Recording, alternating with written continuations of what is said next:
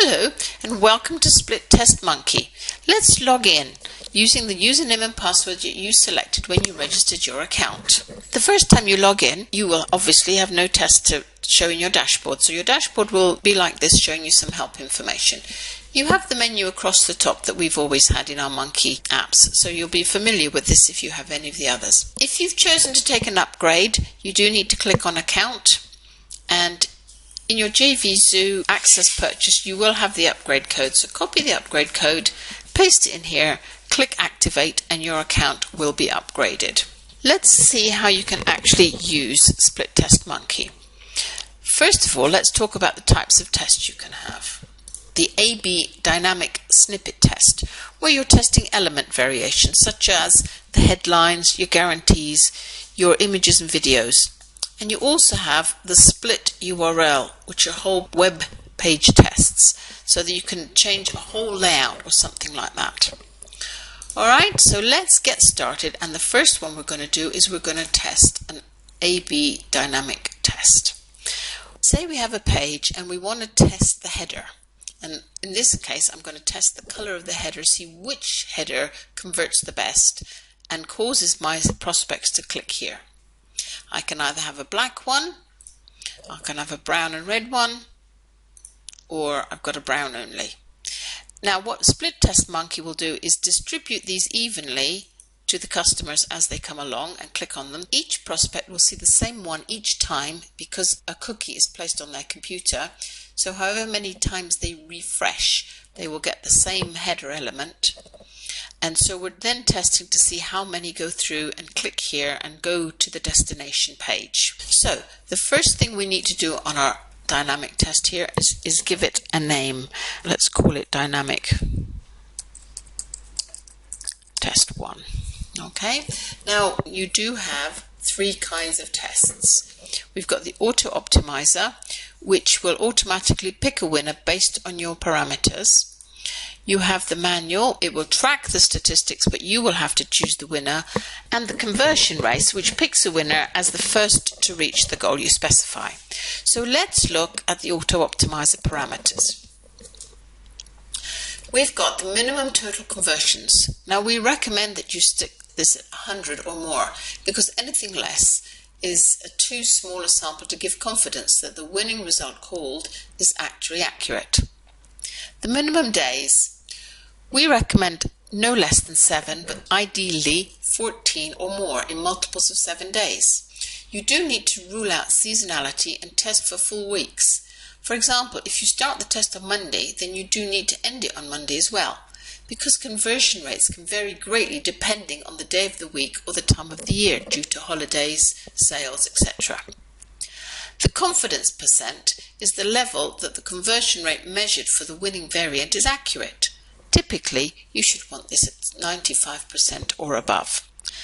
Let's take a quick look at the conversion race. As I said, this one picks the winner as based on the first variant to reach your conversions.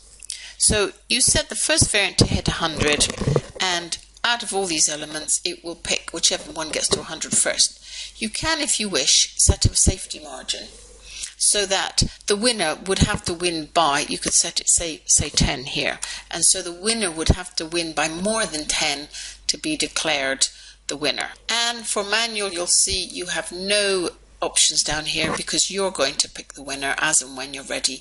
You will get the statistics in your dashboard. Right, let's start with an auto optimizer. We're going to leave it at 100, we're going to leave it at 14 and 95. Now, if you remember, we are creating our different headlines like this. So what we need is the HTML to pop in here. This first one is the override element for when the test is not yet published and your page is shown. You do want to be able to see something. You don't want just a blank place there. So that's what the override element is. So here's my first element that says black only.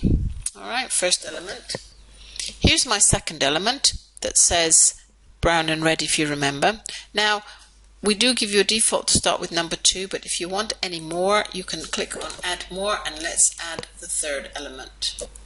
Okay, and if you want to check what the element looks like, do click on the check button and it will open in a new window or a new tab depending on your browser. Once you're happy with your elements, just click Save and Exit. Now you will be given the snippets. This is what you need to put on your page to make sure that the snippets are rotated. This is the snippet that goes on your destination page so that we can track the click-throughs. And this is, if you've got Commission Gorilla, this is what you put in your Commission Gorilla page. So let's take this snippet here. I'm going to copy that. What you need to do is you need to go into your cPanel in your File Manager, find your file in your cPanel, click on Edit, and then you've got your page. Now where I want it on my page is right here. You see I've already got one, but that was one I was testing. So I'm going to paste this one here. As you see, this is our OZYQ24, which is the one I had here. Okay, so now what I'm going to do is I'm going to save my changes, and then this is my URL, and when I click on this URL, my elements will start rotating depending on the cookie on my computer. Let's pop that URL in here, and this pops up as the override because I haven't set it active. So let's go back to my dashboard now. If I click OK and go back to my dashboard, you will see that my dashboard has changed. I have my test here and it's unpublished. So what I do need to do is I need to go in and edit it and publish it. Save and publish. To be able to track the conversions, you do need to take the conversion snippet here.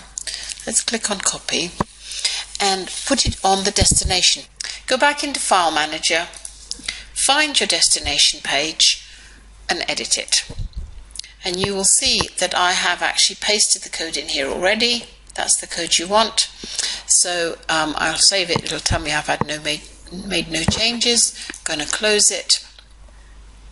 Let's go back to the test again. This time, if I do the test, because we've published it, I now get the first element that will now cookie me, and I will have to get this element every time unless I clear my cookies. Now if I click here, it will take me through to the destination page. So that is what you're tracking, how many people go to your destination page depending on which element you're testing. If I go back into SplitTest Monkey now, if I refresh my page, you'll see that we've had a conversion here because I've actually clicked on it. Okay, so the statistics are all building up here. Obviously it hasn't won yet because we haven't done enough conversions. Now let's take a quick look at the other kind of test that we've got. So let's just clone this one that we've got, which is our auto optimizer. So here's the auto optimizer. It automatically names it clone of dynamic test 1 and leaves it exactly the same as it was. So let's have a look at the conversion race. The philosophy of the elements is exactly the same, the override and the ones you want to test. The only difference is how the winner is declared. So in this case, the winner will be declared for the first one of these elements to reach 100, and if we set a safety margin of 10, one element will have to have 100 plus 10 more than the nearest rival to be able to be declared the winner. As far as manual goes, again, it is just a different declaration of the winner. We still have the override elements, we still have the elements in the test. The only difference on this one is that you will have to go in and click on which element you want to be the winner depending on how long you want to run the test and what statistics show. Let's come here and do conversion race. Let's change the title. Dynamic test 1 conversion race. Okay, and then we're going to save and publish, and you will get the snippets again. Now you do need to take these snippets and use them on the page you want to try the elements on and on the destination page. It won't be the same snippets as we used earlier because this is a different test.